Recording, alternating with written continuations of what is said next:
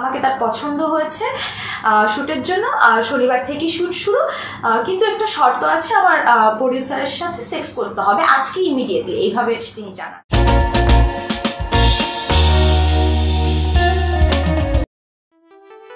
চলচ্চিত্র পরিচালক অমিতাভ রেজা চৌধুরীর বিরুদ্ধে কাজের বিনিময়ে যৌনতার প্রস্তাব দেওয়ার অভিযোগ উঠেছে। অভিযোগটি ঢাকা বিশ্ববিদ্যালয়ের শিক্ষার্থী সুমাইয়া অনন্যার। অমিতাভের বিরুদ্ধে কাজ পাইয়ে দেওয়ার বিনিময়ে প্রডিউসারের সাথে যৌনতার প্রস্তাব দেওয়ার অভিযোগ তোলেন সুমাইয়া।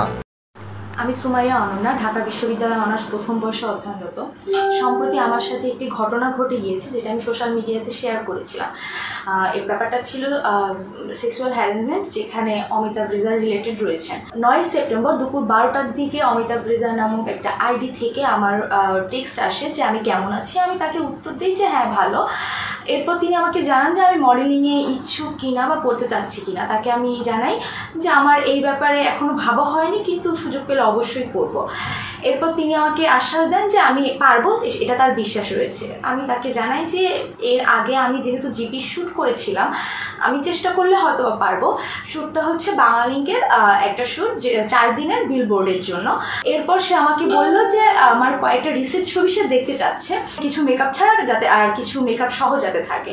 আমি তাকে জানাই আমি মেকআপ করি না, যার কারণে আমি মেকআপ ছাড়াই কয়েকটা ছবি দিই। এরপর সে আমার সাইজ জিজ্ঞেস করে। সাইজ আমি তাকে ডিরেক্টলি বলি যে সাইজ বলতে কি বোঝাচ্ছেন আপনি। সে বলে যে ব্রেস্ট সাইজ। যেহেতু প্রফেশনাল কথা হচ্ছে আমাদের, আমি প্রফেশনালি উত্তর দিই হিপ, বেলি, চেস্ট, এভাবে। এরপর সে আমার ছবি দেখে আমাকে জানায় যে সে প্রডিউসারের সাথে কথা বলে আমাকে জানাবে। আমি তাকে বলি ঠিক আছে।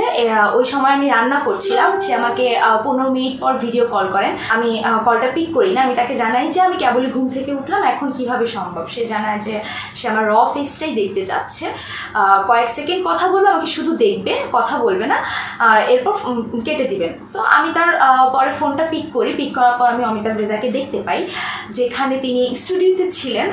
একটা লাল রঙের ফুলের ছাপার শার্ট পরা ছিলেন। ওখানে আমি তাকে হাই দিয়েছিলাম। হাই দেওয়ার পর সে কোনো উত্তর দেয়নি, আমাকে ইশারা বোঝায় স্টুডিওতে আছে, কথা বলা যাবে না। সে এরপর হচ্ছে ফ্রন্ট ক্যামেরাটা একটু ঘুরিয়ে তার স্টুডিওটা দেখায় আমাকে। এরপর ফোন কেটে দেওয়ার পর আমি তাকে জিজ্ঞেস করি কথা কেন বললেন না। সে বললেন যে স্টুডিওতে কথা বলা যাচ্ছে না।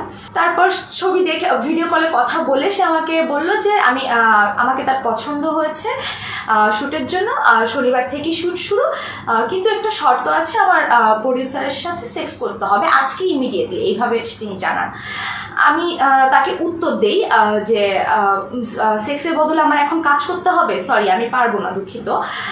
সাথে সাথে আমি এই টেক্সটটা দেওয়ার মধ্যেই উনি আগের আমাকে যে প্রপোজালটা দিয়েছিলেন ওই টেক্সটটা রিমুভ করে দেন। আমার কাছে ব্যাপারটা সন্দেহজনক লাগে। এরপর আমি এটা সোশ্যাল মিডিয়াতে শেয়ার করি। শেয়ার করার পর বিষয়টা খুব তাড়াতাড়ি ছড়িয়ে যায়। আমি নিজেও বুঝতে পারিনি যে এত তাড়াতাড়ি ছড়িয়ে যাবে।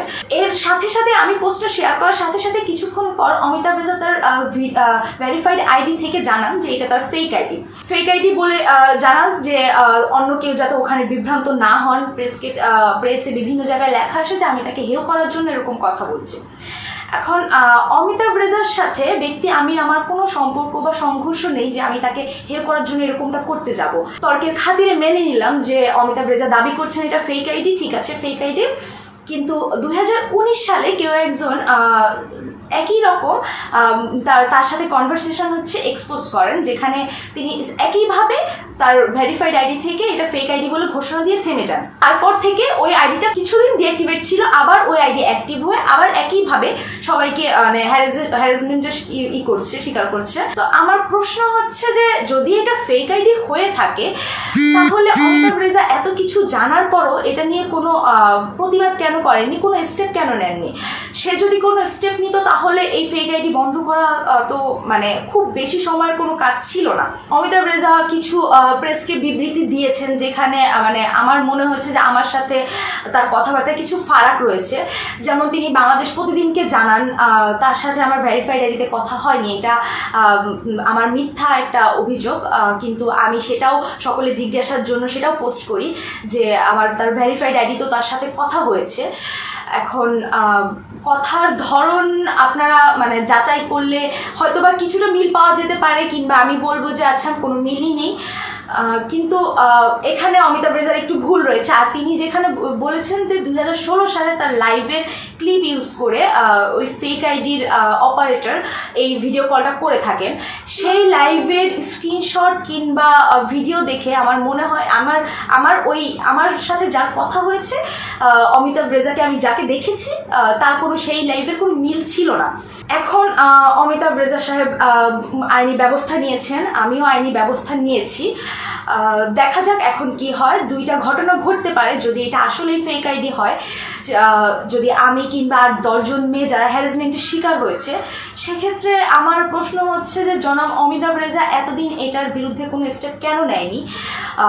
স্টেপ না নিয়ে কি সে সায় দিচ্ছিল কিনা সেটা আমি জানি না, কিন্তু তার কি উচিত ছিল না? তিনি বাংলাদেশের একজন বিশিষ্ট পরিচালক, অনেকে যেখানে প্রেজেন্ট করছে তার নাম ব্যবহার করে এইরকম তাকে হেয় করা হচ্ছে সব জায়গায়। তার কি এখানে কোনো ব্যবস্থা নেওয়া উচিত ছিল না? আর যদি আইডি ফেক না হয়, সেক্ষেত্রে আইনি ব্যবস্থা অনুযায়ী পরবর্তী পদক্ষেপ নেওয়া হবে। আইডি ফেক হলো বা না হলো, এখন কি এটা অমিতাভ রেজার দায়িত্ব না যে আইডিটা কেউ একজন অপারেট করছে? এটা যারই হোক, যেই চক্রেই হোক, এরকম নোংরা কাজ করে যাচ্ছে তার বিরুদ্ধে ব্যবস্থা নেওয়ার।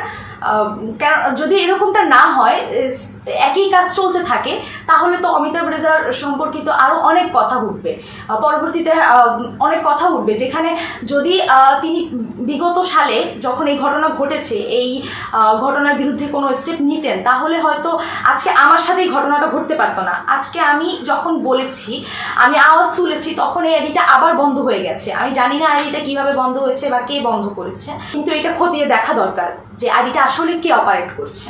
তবে এই অভিযোগ অস্বীকার করেছেন আয়নাবাজি খ্যাত জনপ্রিয় এই পরিচালক। অমিতাভ রেজা তার ভেরিফাইড ফেসবুক আইডি থেকে অভিযুক্ত আইডিটি তার নয় বলে দাবি করেন। ওই অ্যাকাউন্টের বিরুদ্ধে যথাযথ আইনি ব্যবস্থা নেওয়ার কথাও জানান তিনি। এ সময় অমিতাভ বলেন, তার ভেরিফাইড অ্যাকাউন্ট বাদে তাকে আর কোনো অ্যাকাউন্টে পাওয়া যাবে না।